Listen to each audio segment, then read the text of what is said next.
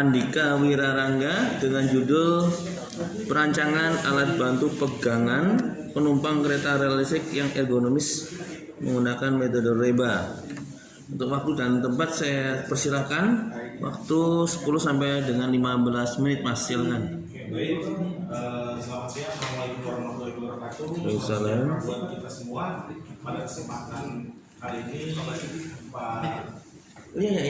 Haris, Pak dan oke. Untuk biasanya pembahasan lanjutnya mungkin tinggal informasi. Ya, silakan Pak Budi. Kesempatan kali ini saya akan membawakan proposal mengenai perancangan alat bantu dengan listrik portable untuk penumpang kereta api rel listrik yang ergonomis menggunakan metode reba. Itu di sini yang latar belakangi dari saya mengambil dari pembuatan ini adalah yang satu adalah berkembangnya kemajuan transportasi umum dikarenakan memang dikarenakan memang kecenderungan dari pemerintah untuk mengalihkan dari masalah-masalah yang ada seperti kemacetan, seperti banyak hal lainnya yang tentunya merugikan. Yang kedua adalah transformasi massal itu menjadi pilihan utama, baik itu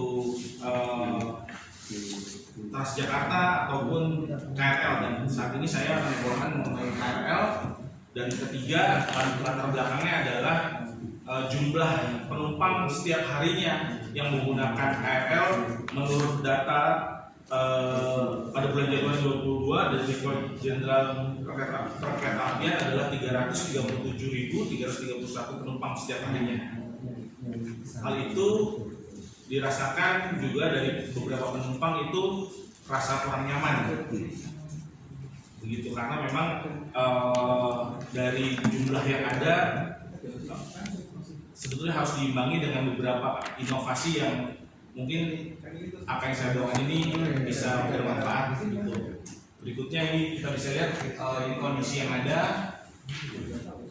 Memang dari data yang sudah, cuma saya belum masukkan, itu dari data yang ada itu jumlah itu 1/3 jumlah penumpang yang berdiri dengan yang duduk dengan jumlah kursinya. Maksudnya kita bisa lihat bahwa di sini ada jangkauannya terlalu tinggi untuk penumpang wanita ini, dan kita lihat bahwa dari jumlah hand grip yang ada itu yang digunakan sedikit karena memang dari tingkat kenyamanan yang kurang. Itu. Berikutnya rumusan masalah. Rumusan masalah yang pertama adalah yang diambil adalah faktor kelelahan. Faktor apa saja yang mempengaruhi tingkat kelelahan penumpang wanita pada kereta api rel listrik di dalam gerbong, khususnya ini gerbong khusus wanita. Yang kedua, dasar pengukurannya, bagian-bagian tubuh apa saja yang digunakan sebagai dasar pengukuran alat bantu hand grip yang akan diteliti dan dirancang ulang. Yang ketiga adalah dimensi pengukuran, dimensi rancangan apa saja yang sesuai untuk perancangan alat bantu hand grip tersebut. Berikutnya batasan masalah. Masalah yang membatasi dari penelitian ini adalah yang pertama adalah penelitian ditujukan hanya pada gerbong wanita pada KRL. Pada KRL kereta rel listrik khususnya di gerbong wanita. Berikutnya adalah usia responden terbatas pada usia dewasa dengan rentang usia 18 tahun sampai dengan 40 tahun. Berikutnya alat bantu, penelitian dilakukan pada alat bantu pegangan penumpang saat berdiri. Gitu. Jadi diambil juga dari perbandingan yang sudah ada di lapangan.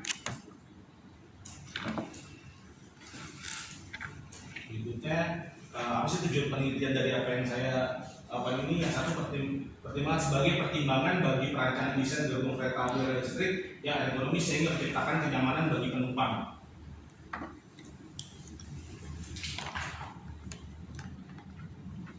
Yang kedua, sebagai dasar pengukuran yang sesuai dengan bagian tubuh responden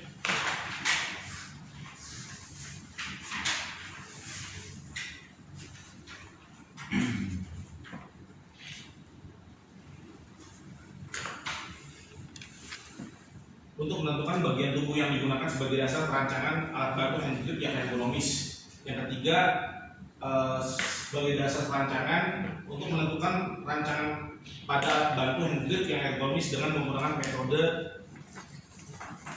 bebas. Sebetulnya itu masih saya kemarin salah perujukan di situ. Maaf.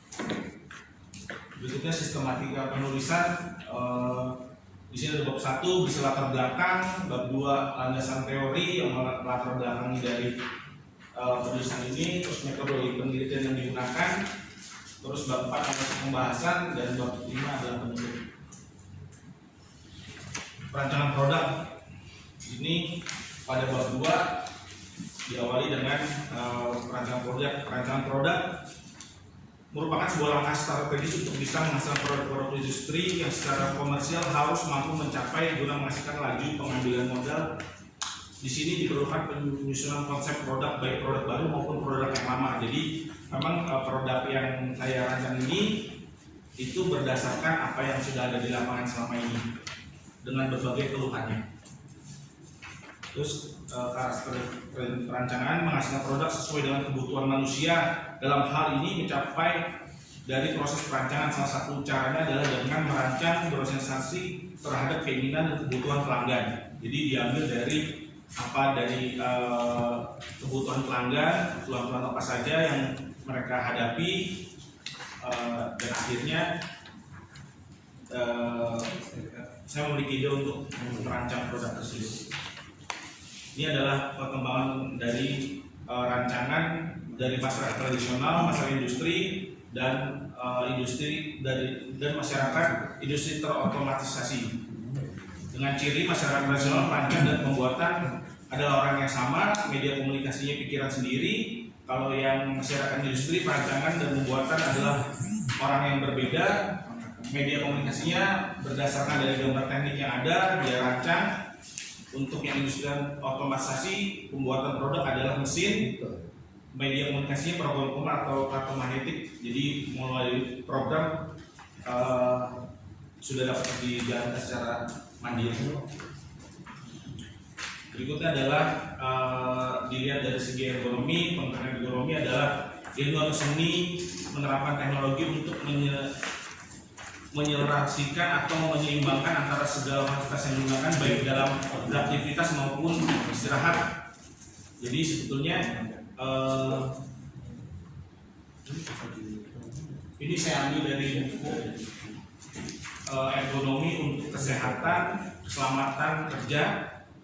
Menurut Tarwaka ini ada di sini apa itu ergonomi, berasal dari Yunani, nomos dan sebagainya. Terus kenapa ergonomi itu dibutuhkan?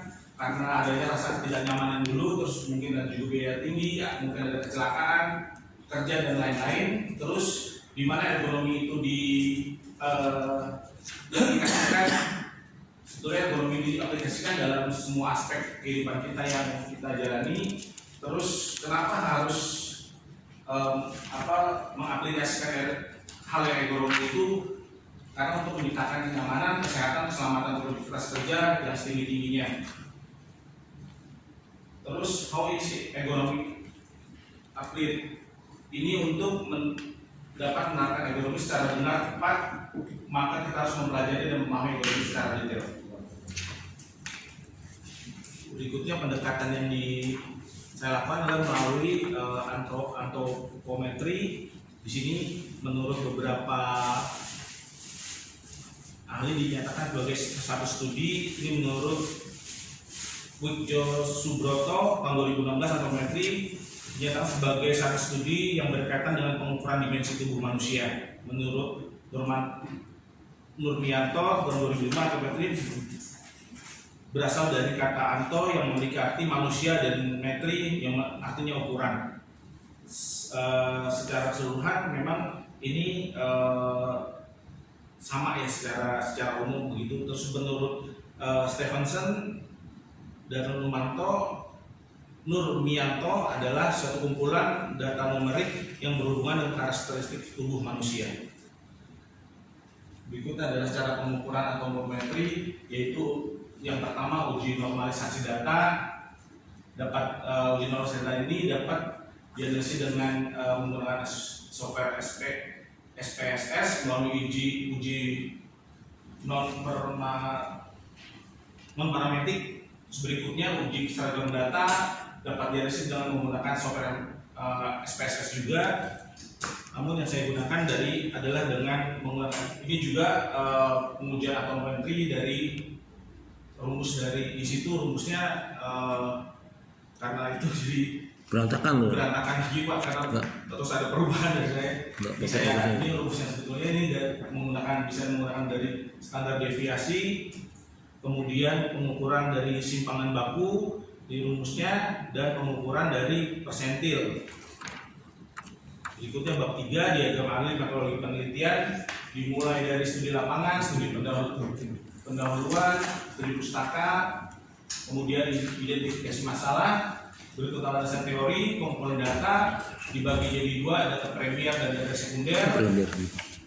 Data premiernya dari dokumentasi postur kerja tubuh atau di sini postur orang berdiri di dalam kereta api, kereta rel listrik. Berikutnya data atonometri dari perancangan. Data sekunder dari literatur, ergonomi, berikut gambar atonometri tubuh dimensi manusia, data jenis persentil perhitungan distribusi normal, keempat data jenis atau range pergerakan postur tubuh metode Reba, dan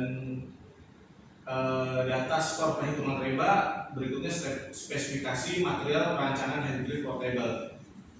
Jika itu dari data sekulernya. Berikutnya kalau data premier sudah masuk tahap berikutnya adalah uji normalisasi. Jika itu yes, jika itu lolos, kita akan berikutnya ke uji keseragaman. Kalau tidak, kita akan uji lagi di data premier. Berikutnya uji kecukupan data.